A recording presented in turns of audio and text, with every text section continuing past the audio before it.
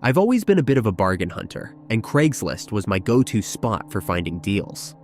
Over the years, I'd scored some great finds: a vintage record player, a barely used mountain bike, even a solid oak coffee table. So, when I decided to look for a used laptop to replace my aging one, Craigslist was the first place I checked. After a few days of browsing, I came across an ad that caught my eye.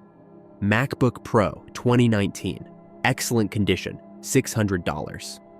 The price seemed reasonable, maybe even a bit low, but not alarmingly so. The seller, who went by the name Mike, had posted several clear photos of the laptop, and it looked pristine. The ad mentioned that he was selling it because he had upgraded to a newer model. It all seemed legit. I reached out via the provided email, and Mike responded promptly.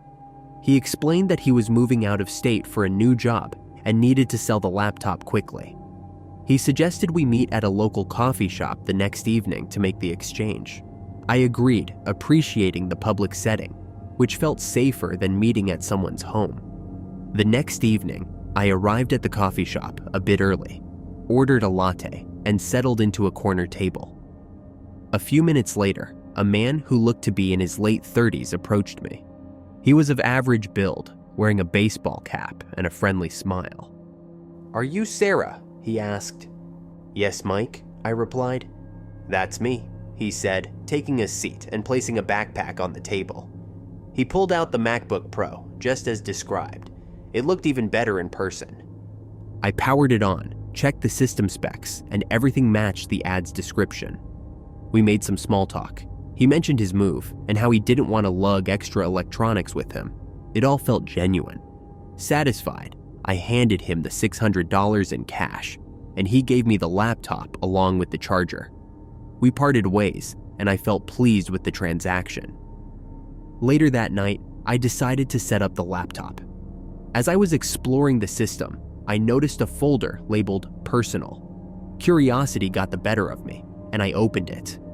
Inside were numerous photos and videos. I clicked on one of the videos, and what I saw made my stomach churn. The video showed Mike, or whatever his real name was, in a dimly lit room, speaking to the camera about his plans to scam unsuspecting buyers on Craigslist. He detailed how he would sell stolen or defective items, making them appear legitimate. He even bragged about altering serial numbers and creating fake receipts. Panic set in. I quickly checked the laptop's serial number on Apple's website, and sure enough, it was reported as stolen. My heart raced as I realized I had unknowingly purchased stolen property. I knew I had to report this, but I was also terrified. This man knew my name and had seen my car when we met. What if he retaliated? After some deliberation, I decided to contact the local police. I provided them with all the information I had: the email correspondence, the details of our meeting, and the contents of the disturbing video. The police took the laptop as evidence and assured me they would investigate. Days turned into weeks, and I heard nothing. I felt a mix of fear and guilt, worried that I might somehow be implicated. Then, one evening, I received a call from the detective handling my case. They had identified the man from the video. His real name was not Mike, and he had a history of fraud and theft. They had managed to track him down and arrest him. The laptop I had purchased was indeed stolen, and they were working to return it to its rightful owner. Relief washed over me, but it was tempered by the realization of how close I had come to being part of a criminal operation. I was fortunate that the situation hadn't escalated further. This experience was a harsh lesson. While I had always been cautious with online transactions, this incident made me realize the importance of being even more vigilant. I now insist on meeting in well-lit public places, preferably during the day, and I always bring a friend along.